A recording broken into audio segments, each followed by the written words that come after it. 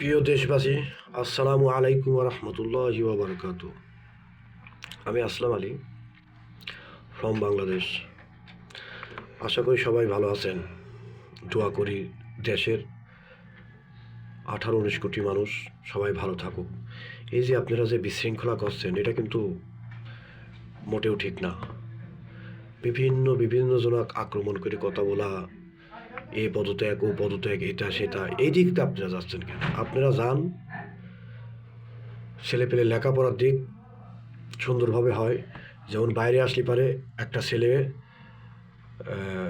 যে কোনো বাচ্চা যদি ইংলিশটা স্কুলের থেকে কটগটভাবে ইংলিশ কথাটা শিখতে পারে, তাহলে মনে করেন যে ও যে কোনো দেশে যায়, যে সমস্ত লোক, যে কোনো লোকের সাথে কথা বলতে পারবে, ওর আর কোনো বাধা বিঘ্ন লাগবে না। এইটার দিকে আপনারা হলো নজর দেন। আর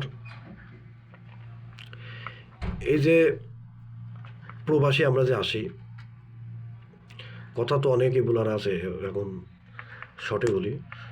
আমরা যে এই যে প্রবাসে আসি, আমাদের নিজের জমি জায়গা, কিস্তির লোন, এটা সেটা করি, প্রবাসী লোন, বিভিন্নজন বিভিন্ন রকমভাবে আসে।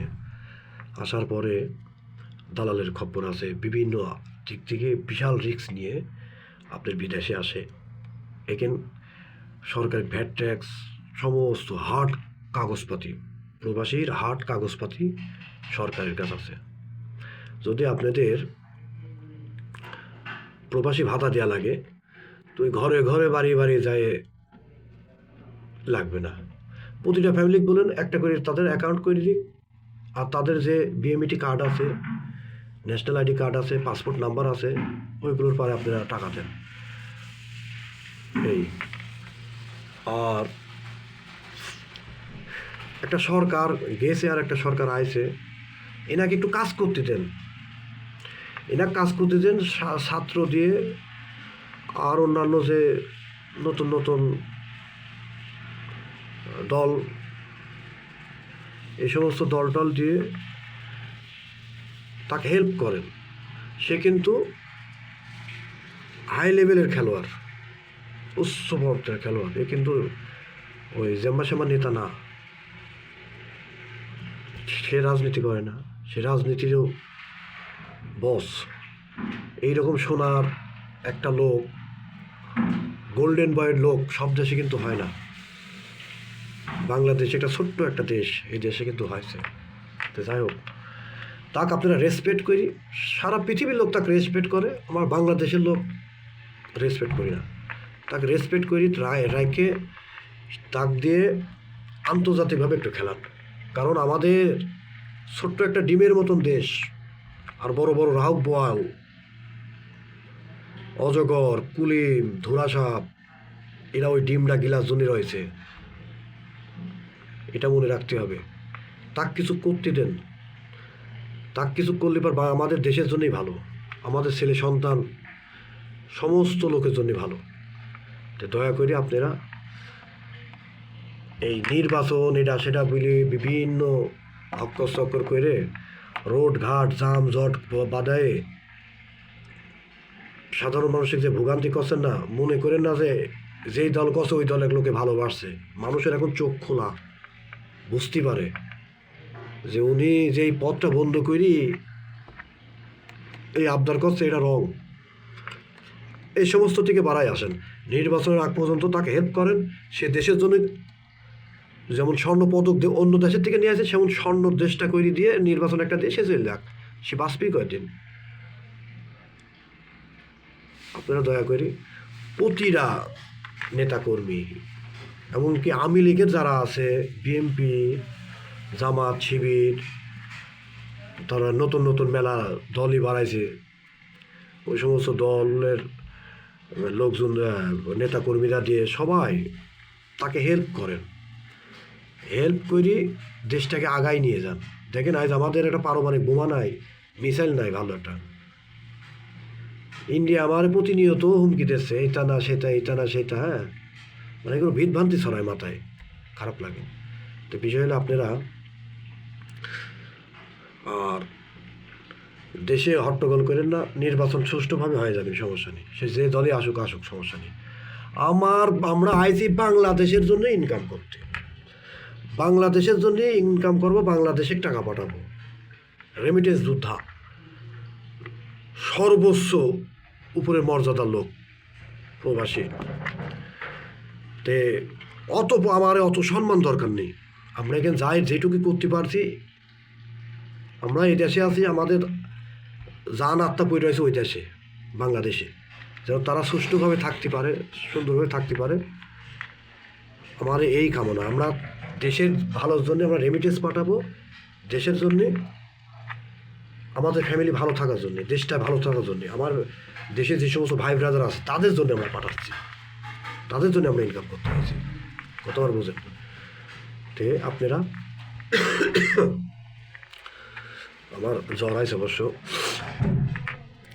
আপনারা কেউ এই দল নির্বিশেষে সবাই একত্রিত হয়ে ডক্টর ইউনূস স্যার, তারপরে তার পরবর্তী যে সমস্ত নেতাকর্মী আসবে তাদেরও সুন্দরভাবে পরিচালনা করতে হবে।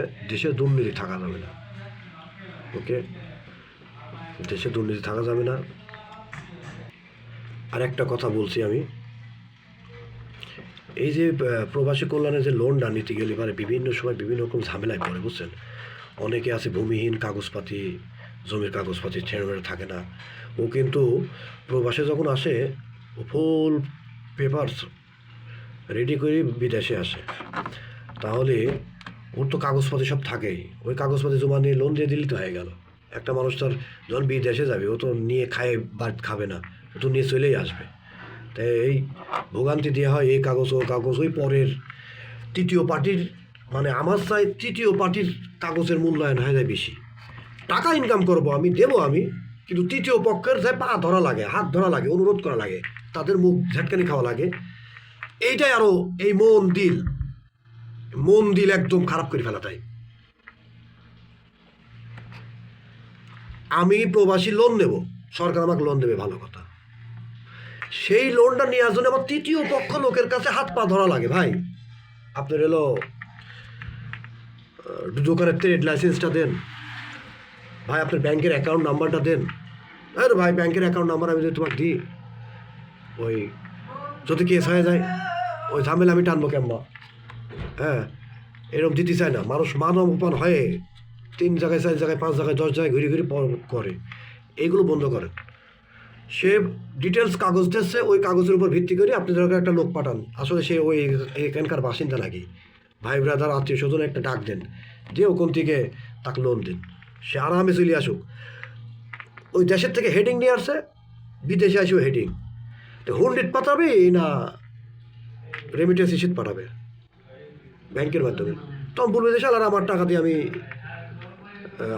আমি পাঠাইছি, আমি ইনকাম করছি, আমি পাঠাবো। হুন্ডিট পাঠাবো, কোন পাঠাবো, সে আমি পাঠাবো। হ্যাঁ, তে ওইদিক সহজ করে দিলে পারে এরাও মনের আনন্দই সহজ করে দিয়ে দেবে। না রে, সরকার আমার দুর্নীতি করেছে, আমি হুন্ডিট পাঠাবো না, আমি এটাই পাঠাবো, সরকার আমার জন্য এত সুবিধা করতেছে। আর যেই সমস্ত নতুন লোক আসবে এদের কাছে রেমিটেন্স পাঠানোর জন্য আমি একটা যুক্তি দিচ্ছি, রেমিটেন্স পাঠানোর জন্য যদি একটা কার্ড করা যায়, পিএমইটি কার্ড, যেমন এইরকম ব্যাংকিং সিস্টেম যদি কার্ড দেওয়া থাকে, এই কার্ডটা মনে করেন যে এই দেশে এসে পাঞ্চিং করে টাকা ঢোকাবে, ইন আর আউট করবে, বাংলাদেশে চলে যাবে। মানে যে কোনো বুথে যাবে, কিছু টাকা খরচ হোক, সমস্যা নেই, যে কোনো বুথে যাবে, টাকাটা ইন করে ও যে কোনো বুথে যে মারবে, আউট, বাংলাদেশে হয়ে যাবে। হ্যাঁ, এইটা করা যায়নি, তাই দেখেন অত ওই হুন্ডি ঠেকানি যাবে না, বুঝছেন? তো যাই হোক, আমার এই বার্তাটা, আমার এই কথাটা সকল প্রবাসীর জন্য এবং সবার বাংলাদেশের জন্য। ভুল ত্রুটি হয়ে গেলে, কথার অনুযায়ী ভুল ত্রুটি হয়ে গেলে মাফ করে দিন। আমি বিশেষ করে